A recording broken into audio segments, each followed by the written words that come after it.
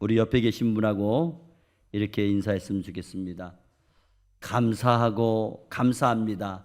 감사가 은혜의 통로입니다.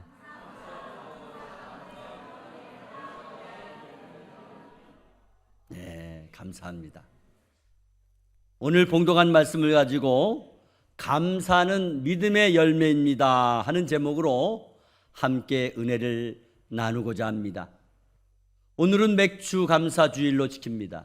맥주절이란 6월절이 지난 7주 후에 농사를 지어 첫 번째 추수한 것을 하나님 앞에 드리는 날입니다. 오순절 또는 칠칠절은 같은 절입니다.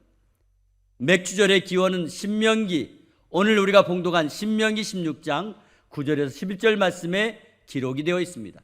이날에는 하나님께서 주신 복으로 힘을 다해 자원하는 마음으로 예물과 함께 제사 올려 드리는 날입니다.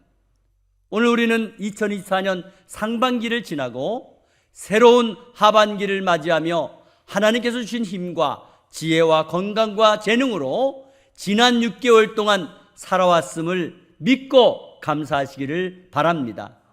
이제 그 결과 받은 바 은혜를 헤아려 첫 열매를 하나님 앞에 드리게 되는 것입니다. 하나님의 은총 없이 그 어떤 열매도 맺을 수 없습니다. 하나님께서 세우지 아니하시면 세우는 자의 수고가 헛되고 여호와께서 지키지 아니하시면 파수꾼의 깨어있음이 헛되다고 말씀하셨습니다. 그러므로 우리는 모든 은혜를 감사하되 첫 열매를 기쁨으로 드리시기를 바랍니다. 자식이 당연히 부모 은혜를 크고 중요하게 생각하는 것처럼 하나님의 자녀된 저와 여러분은 살아계신 하나님 아버지의 은혜를 깨닫고 감사의 예물을 드리는 것은 지극히 당연한 일인 줄 믿습니다. 그러므로 감사의 마음이 있는 사람은 삶의 기쁨과 행복이 나타나는 것입니다. 하나님께 받은 바 축복을 헤아려 감사할 뿐만 아니라 즐겁게 살아가야 되는 것입니다. 그리고 맥주절이 신약 성경에서는 오순절을 말하는 것입니다. 그러면 오늘 감사가 어떻게 믿음의 열매가 될 수 있는 걸까요? 첫째로 먼저 받은 복을 감사하는 것이기에 믿음의 열매입니다. 사람의 마음은 한결같이 받은 것보다는 앞으로 받을 것을 생각할 때가 많습니다. 또 줄 것을 생각하기보다는 준 것만 생각할 때가 많습니다. 그러나 다윗은 하나님께 감사를 드리며 모든 것을 하나님께서 주신 것이라고 감사드렸습니다. 또한 욥은 그 많던 재산이 하루아침에 다 사라졌지만 오히려 주신 이도 하나님이시고 가져가시는 분도 하나님이시니 하나님께서 주인이기에 영광을 받으시기에 합당하다고 감사 찬양을 드렸습니다. 솔직히 오늘 맥주 감사 예배를 드리면서 우리 자신도 과연 하나님께 어떤 감사를 드려야 될까 고민이 될 수 있을 것입니다. 오늘 당장 우리가 당면한 문제만 보게 되면 감사보다는 구할 것이 더 많이 있다는 것을 생각하게 되는 것입니다. 우리가 감사하지 못하는 이유가 무엇입니까? 당장 자기 형편과 자기 처지에 몰입하게 되면 받은 은혜보다 당장 해결할 문제만 보이게 되는 것입니다. 그러나 여러분, 우리가 이미 받은 은혜가 얼마나 큰지 한번 헤아려 보시기 바랍니다. 또 우리나라에만 있으면 잘 모릅니다. 그러나 외국에 나가보면 금방 우리가 얼마나 복을 받았는지, 얼마나 은혜 받았는지 알게 되는 것입니다. 우리 주변에는 정말 가난하게 살아가는 나라가 참 많이 있습니다. 제가 내일 새벽 3시 반에 이제 공항에 가는데 필리핀이라고 하는 나라 가보신 분은 알 거예요. 우리보다도 인구도 많고요. 한때는요, 우리가 거기 원조 받았던 거 아세요? 그런데 지금은요, 우리가 도와주는 나라예요. 얼마나 힘들게 사는지 몰라요. 또한 지금도 전쟁하고 있는 러시아와 우크라이나, 지진이 일어났던 트레키에 그리고 전쟁 중인 중동 지역 이스라엘과 하마스 접전 지역에는요, 정말 숨이 막힐 정도로 아슬아슬한 순간에 사람이 죽기도 하고 살기도 하고 정신없는 현실이 거기에 벌어지고 있습니다. 또 필리핀의 민다나오, 또 말레이시아의 말레이시아나 동부 말레이시아, 또 미얀마 등 내전이 있는 나라에 가게 되면요, 우리나라의 60년대처럼 정말 가난하고 정말 굶주린 처참한 삶의 모습을 눈뜨고 볼 수 없을 정도입니다. 네? 그런 곳에 이 관광을 가는 우리나라 사람들은요, 막 불쌍하다고 막 줘요. 막 줘. 그런데 자기만 좀 모르는데 또 다음 사람도 줘야 되니까 그게 문제예요. 우리가 가더라도 적당히 줘야 돼요.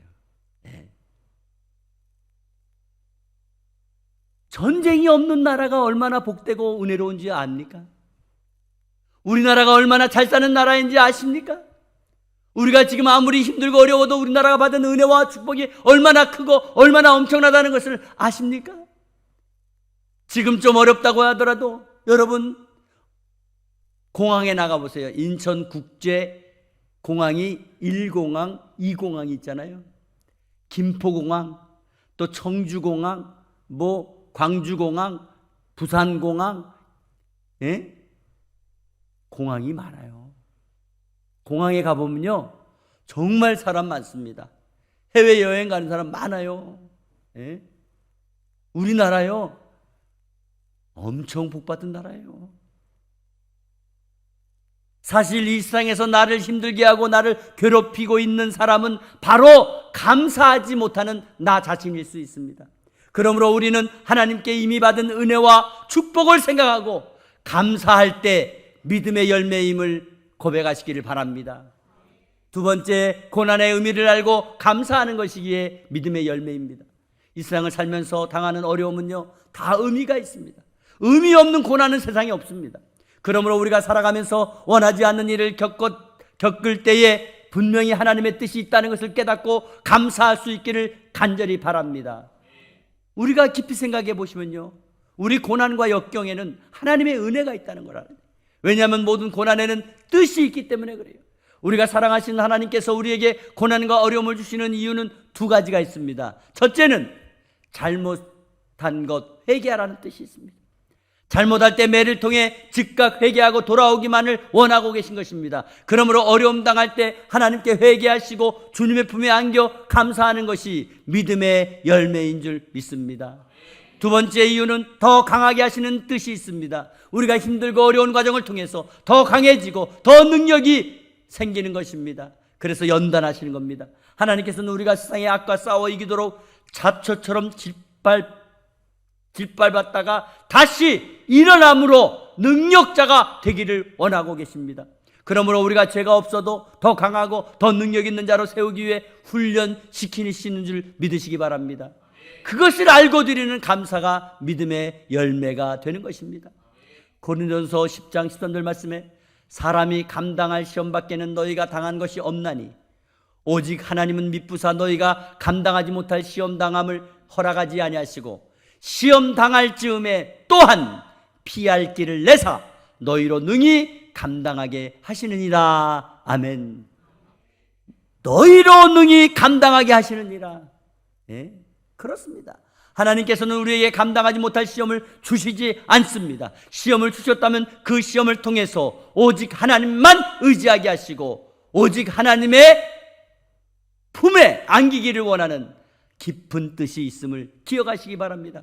그러므로 사도 바울은 고난과 역경도 하나님의 은혜요 하나님의 축복이라고 고백했습니다. 그렇기 때문에 우리는 순경일 때나 역경일 때나 변함없이 하나님께 감사하시기를 바랍니다. 세 번째, 표현되고 지속적으로 감사하는 것이 믿음의 열매입니다. 성도에게 감사하는 마음이 중요합니다. 그러나 더 중요한 것은 감사에 대한 표현이 중요한 것입니다. 사실 믿음은 우리의 눈으로 볼 수 없습니다. 하지만 믿음을 통해 나타난 그 행동을 보면 우리는 알 수 있는 것입니다. 아무리 마음으로 감사해도 표현되지 않는 감사는 진정한 감사가 아닙니다. 여러분, 부모님께 효도 어떻게 하십니까? 그저 마음만 가지고 효도하시면 그게 효도입니까? 진정한 효도는 표현이 돼야 되는 것입니다.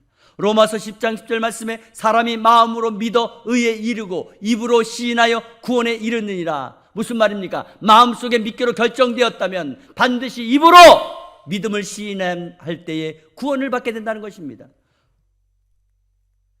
우리는 행동으로 옮겨야 되는 것입니다.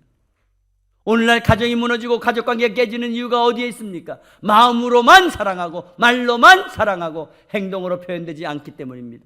우리의 신앙은 먼저 표현되어지고 고백하는 일에 익숙하게 될 때에 믿음의 열매가 되는 줄 믿습니다.